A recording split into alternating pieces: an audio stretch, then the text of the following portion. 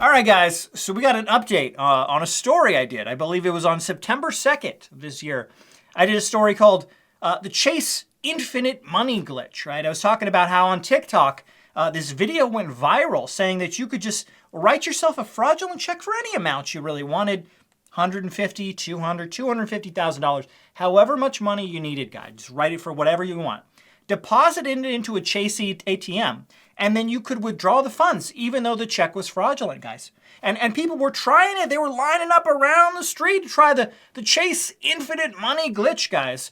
And when I did that video initially, talking about how I couldn't believe people were actually dumb enough that they thought they could scam one of the most successful, biggest companies in the world, and they could just get away with it, and Chase would be like, oh, you caught us. Infinite money glitch, our fault. Go ahead and keep the money. The $250,000 you stole, it's okay. Keep it. It's on us. We made a mistake. Keep it. I was blown away that people were that dumb. were that dumb that they thought they could actually get away with that. Now, when I did that video in September, there were a lot of comments of people being like, hey, I don't think this is actually real. I think this is just some sort of like dumb TikTok video that went viral because people were sharing it because how stupid it is, and no one would actually fall for that. No one would deposit this fake check and do the infinite money glitch. That's not something that would actually happen. People aren't really that dumb, Scott. You're stupid for falling for this. It's just a big joke. But if you thought that, you would be wrong.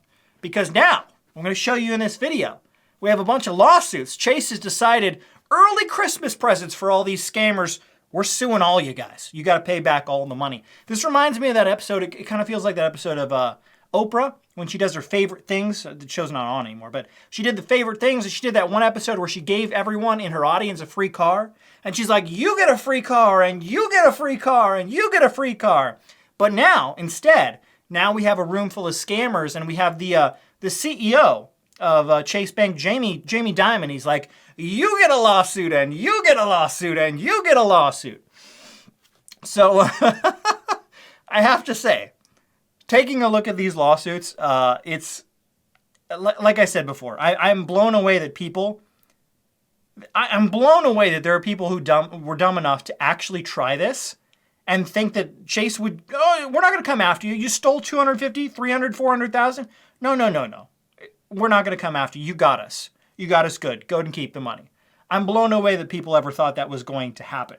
So let's go ahead and take a look at this. I went through Unicourt, and I have to say, Unicourt is a system that allows you to look up all the court cases currently in the U.S., and I was blown away at how many cases Chase is currently involved in. Like, every single month, there's like hundreds and hundreds of cases where they're either suing someone or being sued by someone. So they devote millions or potentially billions of dollars in lawyers' fees and lawsuits and stuff like this. So, of course, they were going to go after these people. This means nothing to them. They spend so much money on lawyers' fees, so going after these individuals means nothing. So the first case we're going to take a look at is JP Morgan Chase versus Micah Reed. This was filed in the United States District Court, Central District of California. So we'll scroll down to the actual introduction, and it says, Chase seeks the return of funds that defendant has overdrawn from his account in violation of Chase's deposit account agreement and privacy notice. Specifically, on August 27th and 28th, 2024, an individual deposited two fraudulent checks in defendant's Chase bank account in the amount of $59,223 and $56,840 at an ATM. After the checks were deposited, defendant began transferring substantial amounts of those ill-gotten funds out of his account. The checks were eventually returned, meaning they bounced, resulting in a substantial negative balance. As of the date of filing, defendant owes Chase $90,794.02. You can't forget that. Chase demanded that defendant pay the amount of any overdraft, along with any fees that apply, but defendant has failed to do so. I wonder why that is. It's probably because he doesn't have the money anymore. He probably spent it on a bunch of stupid things, like what I'm going to show you in another lawsuit coming up. But that $90,000 that he owes them, guys, that's just rookie numbers, man. That's rookie fraud numbers. You got to pump up those fraud numbers. That's nothing. That is nothing compared to the next guy we're going to take a look at right here. So the next case is JP Morgan Chase versus Timpa Ikimi. I probably mispronounced that. I mostly speak American. I do dabble in English from time to time, but anything outside of that realm, I'm not too good at. So I do apologize if I mispronounced that gentleman's name.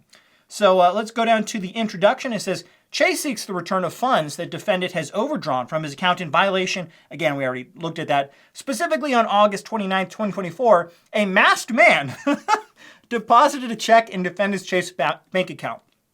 They already know it's you, dude. Like, why do you need to wear a mask? You still got sued. The mask didn't do anything, all right? But we'll keep going, right?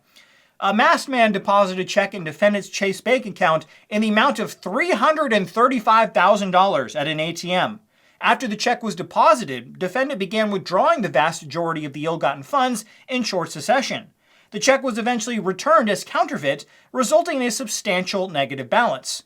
As of the date filing, defendant owes Chase $290,939 and, of course, 47 cents. Chase demanded the defendant pay the amount of any overdraft along with any fees that apply, but defendant, again, for some reason, has failed to do so. So, guys, as you can see, this was a real thing that was happening. This guy deposited. I do have to say, Chase royally screwed up. This was definitely a massive screw up on their part, that they allowed individuals to deposit a fake check for $335,000, and then he just withdraws almost all of it, or a good portion of $290,000. He just withdraw. That is insane that he was able to withdraw that amount of money, guys. Now, what's crazy is it's not just individuals that were scamming. It was actually businesses, allegedly, as well. Now, when I say businesses, what this really means is that it was just an individual, most likely, who set up an LLC, and he has a business bank account, and then he used his business bank account to try and scam the system, allegedly. So we're going to take a look at JP Morgan Chase, plaintiff, versus Risk Boss Music LLC. We'll take a look at who they are in just a second, but let's go down to the introduction. It says, Chase seeks the return of funds that defendant, again, we already looked at that. Specifically, on August 23rd, 2024, defendant deposited a check into Chase bank account in the amount of $149,000 at an ATM. The check was fraudulent. After the check was deposited, defendant began transferring substantial amounts of those ill-gotten funds out of his account. The check was eventually returned as a forgery, resulting in a substantial negative balance. As of date of filing, defendant owes Chase $141,295, and of course, guys, 84 cents. Can't forget that. Chase demanded the defendant pay the amount of any overdraft along with any fees that apply, but defendant has failed to do so. Can you believe it? Now, I actually looked up Risk Boss Music LLC.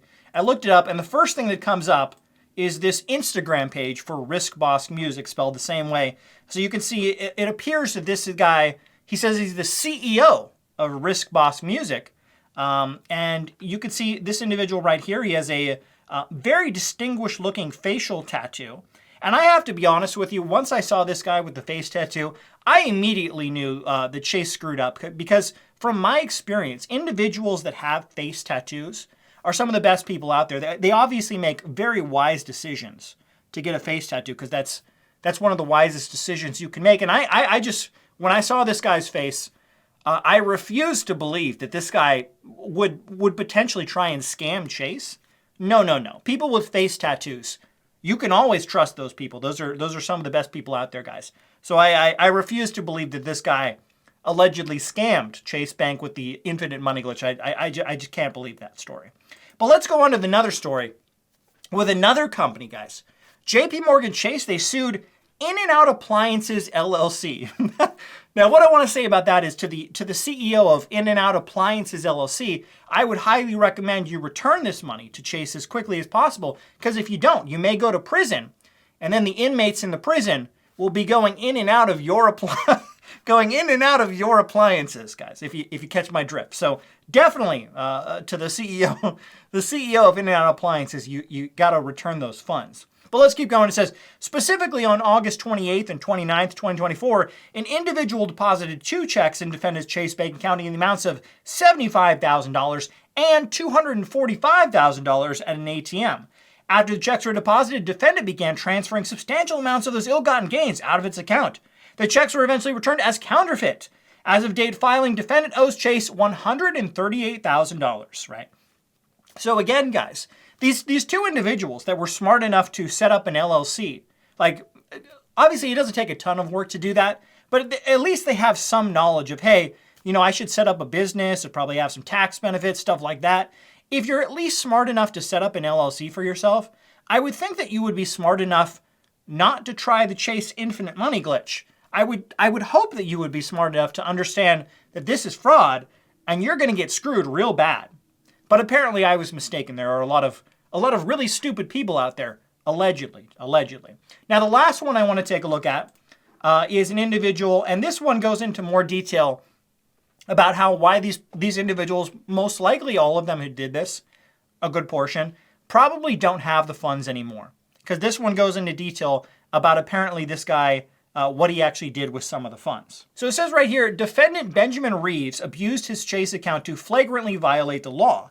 His actions were bank fraud in its simplest form. Video surveillance footage shows Mr. Reeves depositing a check of $80,000 in an ATM in Atlanta, Georgia on August 29, 2024.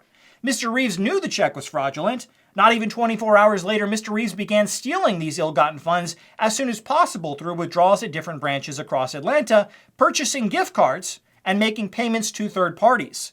The checks were eventually returned as counterfeit, resulting in a substantial net balance. So this individual, this knucklehead, decided to withdraw the funds and immediately start spending them, probably paying off other debts that he had and giving it to his family, because he thinks that if he buys these gift cards and gives them to other people, oh, well, I don't have the money anymore, it's not mine, so Chase can't come after it. They're still going to come after you, Mr. Reeves. You're still going to be in big trouble. They sued you, and you're going to have to pay back all of it. Just the fact that you gave it out as gift cards to friends and family or whatever doesn't mean you get to keep it. That's not how it works. I wish it worked like that, but that's not how it works. But there you go, guys. Those are some of the biggest 5 cases that the Chase bank fraud is currently going in. I know, like I said, a lot of people initially thought people weren't actually doing this. This was just something that went viral on TikTok, and people were sharing it for attention. No, this is something that was actually happening. Chase is going after these people. And yes, I am blown away that we do apparently live in the world of idiocracy. We're definitely getting there. We're almost there. But I'm blown away that people were dumb enough to actually try this and think they could get away with that. But let me know in the comments below, what do you think about the Chase infinite money glitch updates? Do you feel bad for these gentlemen, these individuals that attempted this, or do they deserve everything that comes down upon them from Chase after trying this? Let me know below.